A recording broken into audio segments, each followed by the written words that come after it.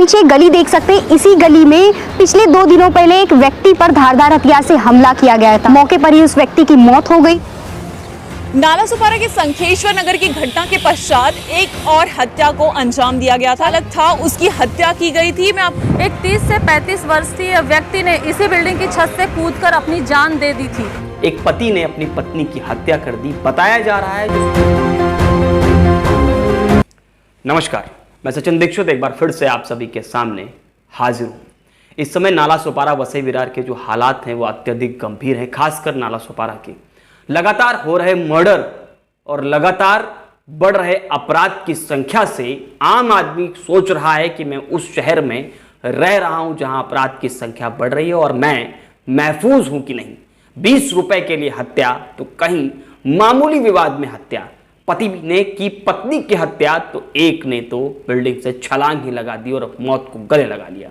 ये पूरी हत्याएं बीते 2-4 दिनों में ही हुई हैं।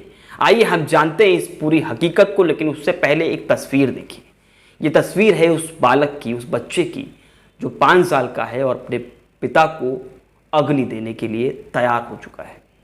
इस पुत्र को या इस बेटे को पता नहीं है कि पिता अब उसे कभी नहीं मिलेंगे, लेकिन इसके परिवार पर और इस पर आने वाला समय किस तरह, लेकिन यह तस्वीर दिल दहला देने वाली है।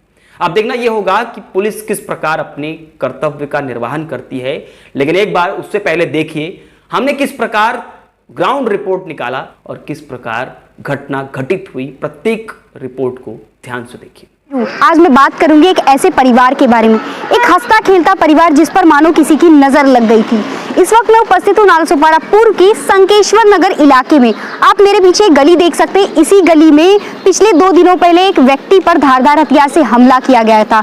तकरीबन 4:30 बजे सुबह के वो अपने कामकाज के लिए विले पार्ले जा रहा था। उस दौरान उस व्यक्ति पर हमला किया गया। मौके पर ही उस व्यक्ति की मौत हो गई थी। वो व्यक्ति एकमात्र परिवार का एकमात्र सदस्य वही था जिसके कामकाज से उस परिवार का पालन पोषण होता था।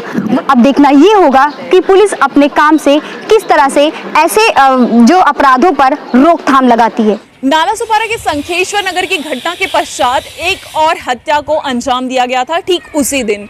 इस वक्त मैं ठीक उसी जगह पर उपस्थित हूँ जहां एक और आम नागरिक जो कि पेशे से रिक्शा चालक था उसकी हत्या की गई थी। मैं आपको बता दूं कि ठीक इसी जगह पर वो अधमरा होकर आकर गिरा हुआ था और ये जो हत्या की गई है सिर्फ मात्र 20 रुपए को लेकर उसकी हत्या की गई। मैं आपको बता दूं क्योंकि वो पेशे से रिक्शा चालक था तो उसकी रिक्शा में एक पैसेंजर बैठा हुआ था और भाड़े की मांग रिक्शा चालक ने 100 रुपए की थी और जो पैसेंजर था वो 80 रुपए देने की बात कर रहा था।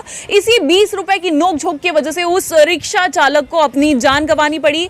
मैं आपको बता दूं कि एकमात्र वही रिक्शा चालक जो है अपने बुजुर्ग माता पिता का सहारा था। इसके अलावा उसके घर में उसकी बीवी और साथ में उसका एक 5 वर्षीय बेटा है।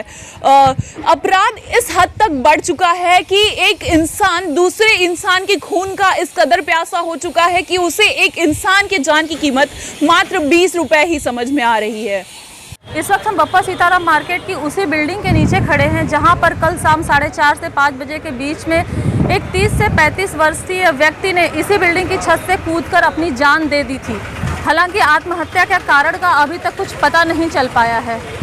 चूँकि हमारे भारतीय संविधान में जान देना और जान लेना दोनों ही एक जघन्य अपराध माना गया है, फिर भी इन नालासोपारा में बढ़ते हुए इन आपराधिक मामलों को देखते हुए मन में एक सवाल उठता है कि आखिर नालासोपारा को किसकी नज़र लग गई। इन सारी बातों के बीच में एक बात सोचने वाली ये होती है कि जब कोई व्यक्ति इस प्रकार की जघन्य अपराध को अंजाम देता है उस वक्त उसकी मन स्थिति क्या होती है और उसके अंदर कितना आत्मविश्वास भरा होता है कि वो इस प्रकार के आपराधिक घटना को अंजाम देता है। सारी बातों को देखते हुए नालासोपारा में बढ़ते हुए इस प्रकार के अपराधों को मन में एक सवाल उठता है कि आखिर हमारा ये समाज किस तरफ जा रहा है। सुना आपने, ये थी उन 3 जगहों की रिपोर्ट्स जहां पर ये वारदात हो चुके थे। अब हम आपको एक तस्वीर और दिखाते हैं जो बीती रात को हुआ है। एक पति ने अपनी पत्नी की हत्या कर दी, बताया जा रहा है। जो सूत्रों के हवाले से खबर है उसमें धन का लेन देन, यानी पत्नी से मामूली विवाद पर धन के लेन देन का विषय था जिसको लेकर पति आक्रोशित हुआ और पत्नी की हत्या कर दी। ये मामले में इतना गंभीर है कि क्या कोई भी पति पत्नी के बीच का विवाद या आमतौर पे पारिवारिक विवाद में क्या हत्या तक अंजाम पहुंच जाना चाहिए?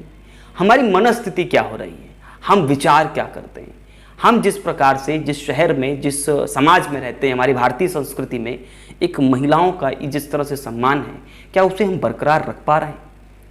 एक इंसान इंसान के प्रति हत्या करने के प्रति जिस प्रकार से आगे बढ़ता है, क्या वो जायज़ है? हमें रोकना होगा ये सब। हम सबको जागरूक होने की ज़रूरत है। आज भारतीय संविधान ने जो आज़ादी दी है उसे पालन करते हुए और कहीं न कहीं इंसान इंसान की मदद करे, उसे आगे बढ़ाने में, उसे उत्तीर्ण और उत्तम बनाने में सहयोग करे, इसके लिए आगे बढ़ना चाहिए। हम सबको जागरूक होना है और इस समाज को इस प्रकार के आपराधिक रवैये से युक्त होने से बचाना है। पुलिस क्या करती है वो देखने वाली बात होगी, लेकिन इंतजार है कि वसई विरार आयुक्तालय हो जाने के बाद माहौल किस प्रकार और अच्छा होता है, हमारा नालासोपारा फिर से अपराध मुक्त होता है, इसका हम इंतजार करेंगे। आज के लिए नहीं, धन्यवाद।